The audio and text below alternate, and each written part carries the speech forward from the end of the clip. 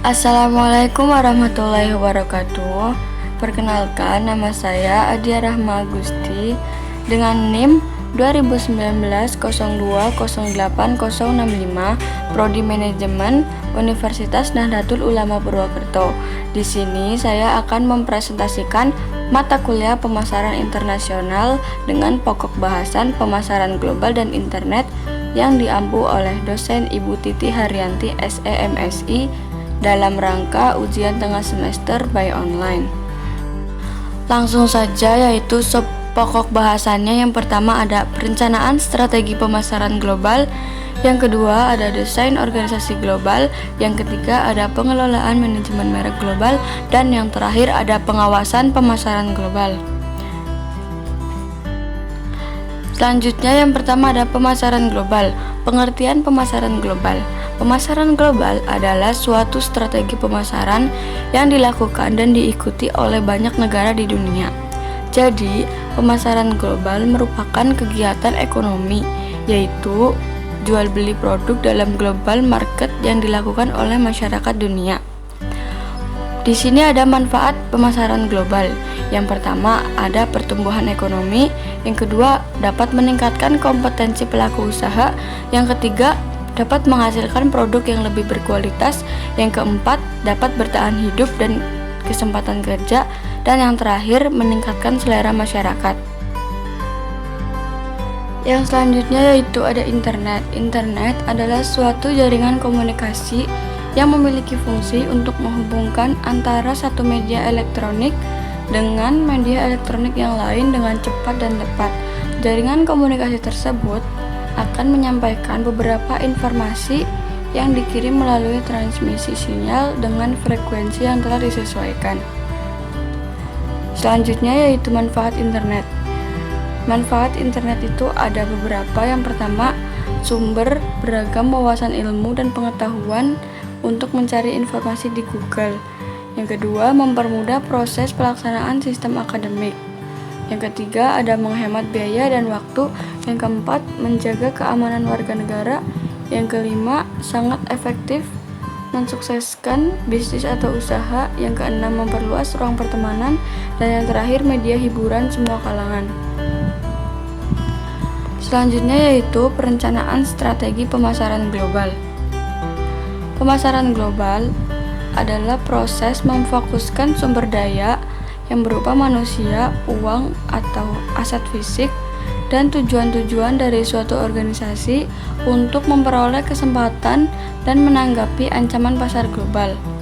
Terdapat dimensi utama dalam pemasaran global.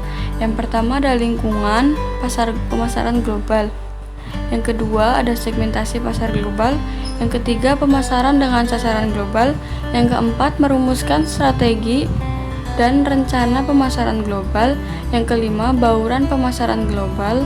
Dan yang terakhir mengelola dan memimpin usaha pemasaran global. Yang selanjutnya yaitu strategi pemasaran global.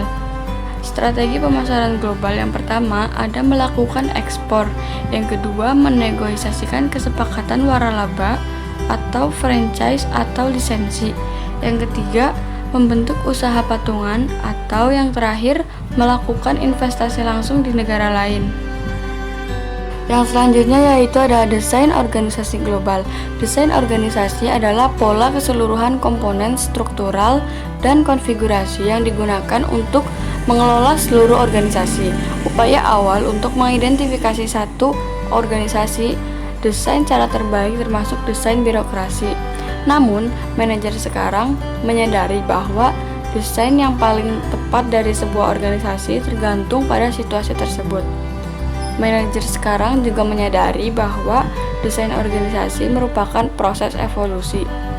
Terdapat 5 bentuk umum desain organisasi global, yaitu yang pertama produk, area atau lapangan, fungsional, pelanggan atau customer, dan matriks.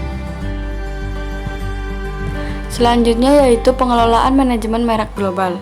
Merek mempunyai 6 tingkat pengertian, yaitu yang pertama ada atribut. Merek mengingatkan pada atribut-atribut tertentu. Yang kedua ada manfaat. Suatu merek lebih dari serangkaian atribut. Pelanggan tidak membeli atribut, tetapi membeli manfaat, dan atribut dapat diterjemahkan menjadi manfaat fungsional dan emosional. Yang ketiga, nilai. Merek juga menyatakan sesuatu tentang nilai produk. Yang keempat, budaya. Merek mewakili budaya tertentu. Yang kelima, kepribadian. Kadang-kadang merek mengambil kepribadian orang terkenal. Yang keenam, pemakai. Merek menunjukkan jenis konsumen yang membeli atau menggunakan produk. Pengertian merek secara keseluruhan merupakan investasi jangka panjang perusahaan yang apabila dikelola dengan maksimal akan memberikan keuntungan besar bagi perusahaan yang mengelolanya. Sudah bukan rahasia lagi bahwa merek-merek global yang sudah bertahan puluhan tahun, beberapa di antaranya kini berhasil menjadi merek-merek termahal karena dikelola oleh perencanaan manajemen merek yang sukses. Yang selanjutnya yaitu pengawasan pemasaran global. Pengawasan pemasaran artinya mengawasi seluruh kegiatan-kegiatan pemasaran. Pengawasan pemasaran pertama-tama dilakukan dengan mengukur hasil, kemudian dilanjutkan dengan mengevaluasi hasil, dan yang terakhir adalah melakukan tindakan perbaikan apabila terjadi penyimpangan. Jadi, pengawasan pemasaran global ialah mengawasi seluruh kegiatan pemasaran secara luas atau global agar menjadikan pasar global aman dari kejahatan pasar. Sekian materi yang dapat saya sampaikan. Apabila ada kesalahan, saya mohon maaf. Wassalamualaikum warahmatullahi wabarakatuh.